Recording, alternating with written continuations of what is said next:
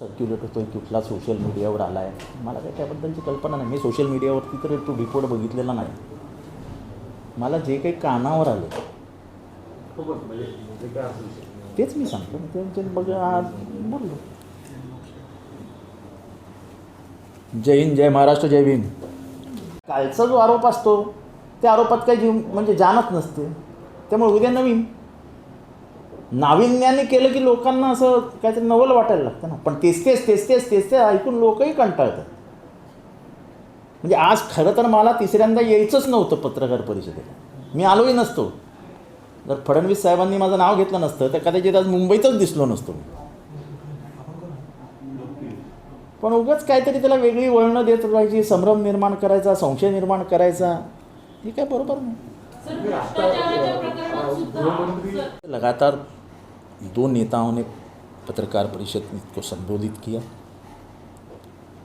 उसमें एक उन्होंने कहा कि जो हैंडकरचीफ थी वो पोस्टमार्टम के समय नहीं लाई गई थी, नहीं दिखाई दी थी. उसका क्या हुआ? रुमाल का पोस्टमार्टम नहीं होता है ना, उसका डिसेक्शन नहीं हो सकता है. पोलिसी भाषेत सांगायचं झालं तर तो मुद्देमालाचा भाग असतो. एखादा मर्डर झाला तर चाकू, सुरा, त्याचे कपडे, हे सगळं मुद्दामालाच असतं, जे कोर्टात दिलं जातच नाही की हे वापरून ही हत्या झाली. यही प्रॉब्लेम आहे. अशी जर माझ्या मनात शंका आली तर त्यात चुकीचं काय? निस्पृह निस्वार्थीपणाने तुमचीही सेवा केलेली आहे अधिकारी आहेत. मला आठवतं ईडी प्रकरणामध्ये जेव्हा पवारसाहेब म्हणाले की मी जाईन ईडीला, तेव्हा हेच विनय कुमार चौबे सकाळी 6 कामाला लागलेले होते. आणि जोपर्यंत ते संपत नाही तोपर्यंत स्वतःच्या पायाने ते फिरत होते, इथे. पहिल्यांदा पवारसाहेबांना साहेब तुम्ही जाऊ नका हात जोडून विनंती करायला विनय कुमार चौबेच आले होते. तेव्हा ते चांगले अधिकारी होते. आणि आज अचानक पत्ता येईल काय? सुशांत सिंग प्रकरणात सुद्धा पोलिसांना बदनाम केलं गेलं. मी विरोधी पक्षाचा होतो म्हणून असं खूप काही बोलण्यासारखं आहे, पण बोलण्याची वेळ नाही. इतक्या खालच्या प्रतीचं राजकारण आपण करू नये म्हणून मी कधीच बोललेलो नाही. त्यांनी पेन ड्राईव्ह दिला होता आणि कालच्या रिपोर्टमध्ये असं आले की अशा पद्धतीने पेन ड्राईव्ह कुठलाही नव्हता. त्यावेळेस रिपोर्ट आता कुंटे साहेबांनी दिला, ज्या अर्थी कुंटे साहेबांना जयस्वाल साहेबांनी पत्र दिलं आणि ते ऑन रेकॉर्ड आहे. त्या पत्रावर पेनड्राईव्ह आलेले नाही असं स्वतः कुंटे साहेब म्हणतात, तेव्हा ते सत्य आहे. तो पेनड्राईव्ह आला कुठनं हेच शोधतात आता लोक. कदाचित कुठल्या तरी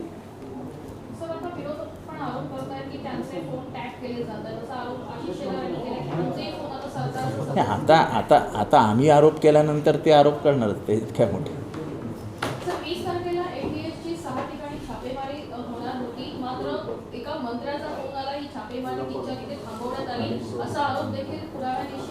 कुठल्या मंत्र्यांनी फोन केला याचा पुरावा द्यावा ना. म्हणजे बेलगाम आरोप करणं आणि प्रत्येकावर संशयाची सुई जाईल असं काम करणं चुकीचं आहे. बरोबर. त्यांनी एक आव्हान दिलेलं आहे की आमच्याकडे या संदर्भात खूप सारे पुरावे आहेत आणि आम्ही ते कोर्टात सादर करणार. तुम्ही कोर्टात सादर करा, तुम्ही NIAला द्या. आम्ही कुठं थांबवलंय तुम्हाला? आम्ही थांबवलंच नाही तुम्हाला. कालपासून सुरू आहे की अनिल देशमुखांची चौकशी निवृत्त न्यायाधीशांच्या मार्फत वगैरे, त्यात काही डेव्हलपमेंट झाली? मला त्याबद्दल काही कल्पना नाही. हे सगळे वरिष्ठ पातळीवरचे निर्णय आहेत. आणि दुसरं की तुम्ही सांगत होता की चौबे असतील किंवा विष्णोई असतील यांच्या बदल्यांचं किंवा त्यांच्या सुद्धा शिफारस थेट CM किंवा HM करू शकत होते. तर मग जो रिपोर्ट दिला गेला आहे आता, म्हणजे जो बाहेर फिरतो सोशल मीडियावर, शुक्ला यांनी दिलेला आहे त्या संदर्भात बदल्यांचा, त्यात रिपोर्टमध्ये जो त्यांच्याकडे आहे, आता ते कितीही नाही म्हटलं तरी त्यांच्याकडे तो रिपोर्ट आहे.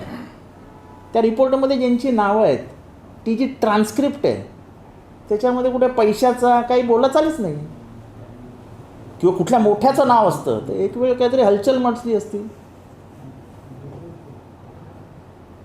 म्हणजे तेच मी म्हणतोय की ते उगाच भोई थुपटण्याचं काम चालू आहे, बाकी ह्याच्यात काहीही नाही.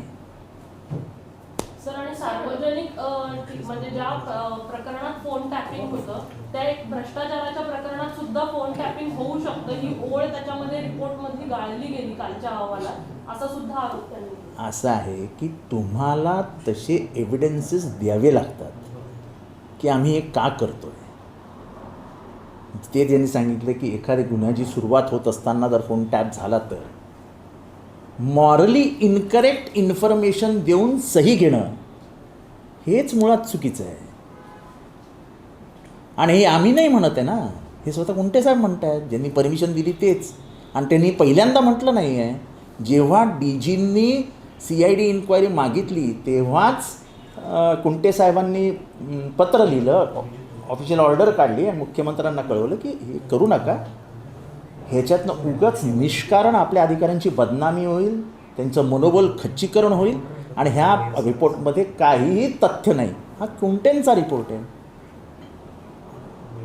हा जेव्हा अहवाल लीक झाला, साहेब तुम्हाला मी अजूनही महाराष्ट्रातल्या तमाम जनतेला सांगू इच्छितो, ज्यांची मुलं बाळं IPS आहेत किंवा MPSCमध्ये केडरमध्ये आहेत, प्रत्येक MPSC झालेल्या अधिकाऱ्याला हे वाटतं की मी IPS व्हावं, हे त्याचं आयुष्याचं स्वप्न असतं.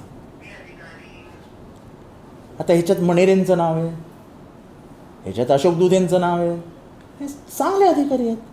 पण उद्या जेव्हा त्यांची प्रमोशनची फाईल दिल्लीला जाईल तेव्हा नेमकं हे पत्र त्याच्या आड येईल आणि तेव्हा हे पत्र वापरून त्यांचं प्रमोशन डावललं जाईल. झालं आयुष्य उद्ध्वस्त. ज्या IPS अधिकाऱ्यांचं नाव घेतलं ते सगळे IPS अधिकारी हे पुढचे DG आहेत. पण आता जेव्हा त्यांची प्रमोशनची फाईल DGची वरती जाईल हे लेटर येईल बाद. म्हणजे ह्या सगळ्यांना बाद फेरीत टाकण्यासाठीचा हा प्रयोग आहे का, असा एक संशय पोलीस अधिकारी व्यक्त करतात. मी नाही करत आहे. ही सगळी माहिती त्यांनी मला दिली आणि अस्वस्थता आहे पोलीस खात्यामध्ये की हा काय प्रकार आहे आयुष्य उद्ध्वस्त करण्याचा. आणि म्हणजे मी जसं सांगितलं तसं बिपिन कुमार सिंगांची बदली दाखवली एके ठिकाणी की तिथे होईल, ते आले नवी मुंबईला. तुझ्यांची बदली दाखवली तिसऱ्या ठिकाणी, ते आले रायगडला. सर्वात हास्यास्पद आहे म्हणजे विनय कुमार चौबे. त्यांच्यासारखा अपराईट ऑफिसर मिळणं कठीण. ते सर्वात पॉवरफुल पोस्टवर बसलेत, लॉ अँड ऑर्डर, आणि ते पैसे देऊन बदली करायला मागतील. बिश्नोई ते पैसे देऊन बदली करायला मागतील. हे न समजण्या इतके वरिष्ठ अधिकारी नादान आहेत असा माझा तर समज नहीं। सुबह से दो बड़े नेताओं ने पत्रकार परिषद ली और कुछ बेलगाम कहानियाँ बताई। उसमें से एक कहानी थी कि जो हैंडकरचीफ था वो हैंडकरचीफ पोस्टमार्टम के समय नहीं था। हैंडकरचीफ का पोस्टमार्टम नहीं होता है ना, डिसेक्शन हैंडकरचीफ का होगा क्या, बॉडी का होता है। हैंडकरचीफ पुलिसी भाषा में कहें तो ये कहा जाता है कि वो पुलिस का मुद्देमाल का हिस्सा होता है जो कोर्ट में पेश किया जाता है विटनेस एविडेंसेस और ट्रायल के समय।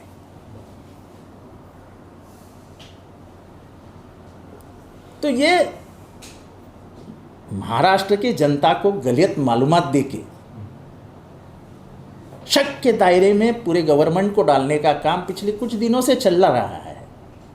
लेकिन अब उसको छेद जब जा रहे हैं तो लगातार अपना स्टांस बदल रहे हैं, हर रोज एक नया बवाल मचा रहे हैं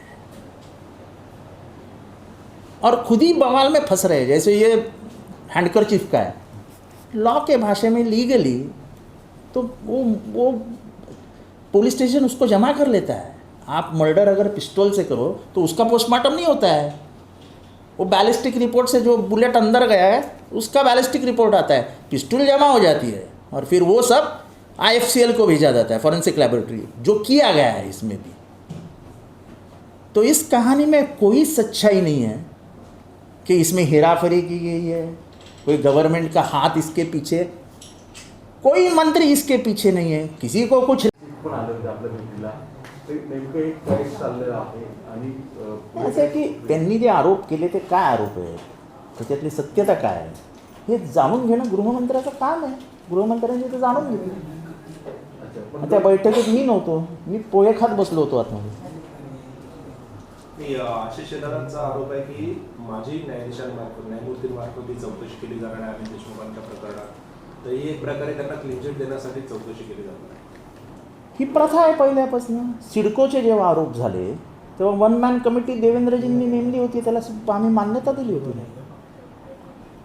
हे पहिल्यापासूनची प्रथा परंपरा आहे, ती तुम्हीही खंडित केली नाही, ती आम्ही तुमची परंपरा पुढे एक नेतो. प्रकारे हा न्यायमूर्तींवर दबाव टाकू शकतात अनिल देशमुख असा अनिल देशमुख न्यायमूर्तींवर दबाव टाकू शकता असं म्हणणं म्हणजे इंडियन ज्युडिशियरीचा अपमान करणं आहे.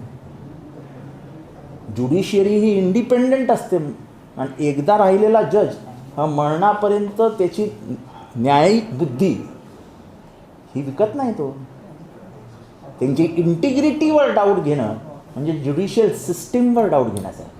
सर, तुम्ही काल जे म्हणालात की त्या बदल्या ज्या आहेत त्या झालेल्याच नाहीयेत, पण फडणवीसांचं असं म्हणणं आहे की नवाब मलिक यांनी जो रिपोर्ट लीक केला त्याच्यामध्ये 11-12 बदल्या या झालेल्या आहेत, त्याच्यातच हे स्पष्ट होतं. मला असं म्हणायचं आहे की नवाब मलिकांनी काय लीक केलं ते मला माहीत नाही, मी काय लीक केलेलं नाही. पण कुठले तरी थिल्लर माणसं बदल्या करू शकतात ह्याच्यावर देवेंद्रजी विश्वास कसा ठेवतात? मला असं आहे की अस्वस्थता निर्माण केली खात्यांमध्ये की काहीतरी वेगळं घडू शकतं. असं की मी सत्तेत तर नव्हतो, पण मी सत्ता खूप जवळनं बघितली. मी पहिल्यांदा 2014च्या महानगरपालिकेत पोलिसांचा वापर बघितला. 2017च्या इलेक्शनमध्ये पोलिसांचा वापर बघितला. मी पहिल्यांदा 2019च्या इलेक्शनमध्ये पोलिसांचा वापर करणं बघितला. मी पहिल्यांदा सत्तेत एवढे फोन टॅपिंग बघितले, हे कधीच बघितले नव्हते. आम्ही 35 वर्ष राजकारणात आहोत. ही मानसिक विकृती कशाला तुम्हाला? तुम्ही फोन टॅपिंगची तक्रार केली होती याच्यापूर्वी, मी तर नेहमी त्याचं काय झालं नाही त्याच्यावरती असं त्याची चौकशी होणार त्याची चर्चा करण्याची वेळच नाही. असं आहे की ATSने मला एलिमिनेट करण्याची एक थिअरी कोर्टाला सांगितलेली आहे. अविनाश पवार नावाचा आरोपी आहे, त्याची कागदपत्र कुठे मी शोधतोय, ती कागदपत्रच नाही. बाबा मला विचारायला आले असते की तुझा TV कॅमेरा तुमचा कुठे आहे, तुमचं काय कुठे आहे, काय कुठे लागलेत कॅमेरे. काही संशय इतक्या अनुभवी राजकारण्यांनी करावे याचं मला आश्चर्य वाटतं. त्यांनी विचारलं की पोस्टमार्टमच्या रिपोर्टमध्ये रुमालाचा उल्लेख का नाही. तर पोस्टमार्टम हे डिसेक्शन असतं बॉडीचं आणि त्याच्यात फक्त बॉडी असते.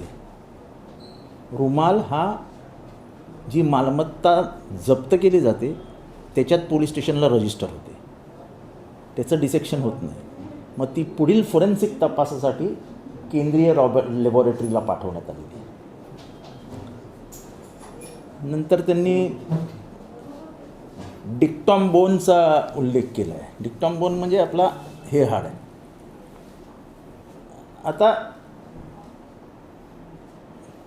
म्हणजे समुद्रात पडल्यावर समुद्रात वेगवेगळ्या प्रकारचे फ्लॉरा आणि फावना असतात. म्हणजे ॲल्गी असतात, त्या झाडपानं, म्हणजे वेगवेगळ्या प्रकारचे तिथे झाडांचे प्रकार असतात. ॲल्ग्या म्हणजे वेगळं असतं, ते शरीरात जाण्याची शक्यता असते. तर ते शेवटी जेव्हा जातात ते बोन मॅरोमध्ये जातात. तो बोन मॅरो तपासला की बुडून मृत्यू झाला आहे की नाही ह्याची माहिती पाहिजे. त्याच्यामुळे ते तपासणीला पाठवलं. तेव्हा तपास अतिशय योग्य रीतीने चालू होता. याचे हे सगळे दाखले आहेत. उगाच भुई थोपटीत बसायची आणि संभ्रम निर्माण करायचा हा त्यांचा प्रयत्न आहे. त्याच्यापेक्षा काहीही वेगळं होत नाही. आता माझ्यावर अहवाल लिहिल्याचा आरोप करायचा म्हणजे शासकीय अधिकाऱ्यांवरती अविश्वास दाखवत उगाच त्यांना डिस्क्रेडिट करण्याचं काम कशाला करताय? कुंटे हे कधी काळी तुमच्याही जवळ होते, पण सरकारी अधिकाऱ्याने राज्य सरकारसाठी काम केलं पाहिजे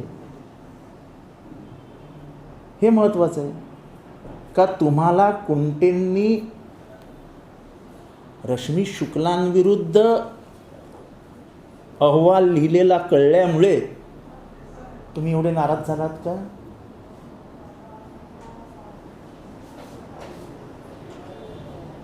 तुम्ही ज्या रिपोर्ट फोडल्याबद्दल बोलत आहात, तुम्ही जे पहिलं पान दाखवलं असं म्हणता स्वतः, त्या पानावरतीच पहिलं कॉन्फिडेन्शियल लिहिलेलं आहे. मग ते कसं काय फुटलं?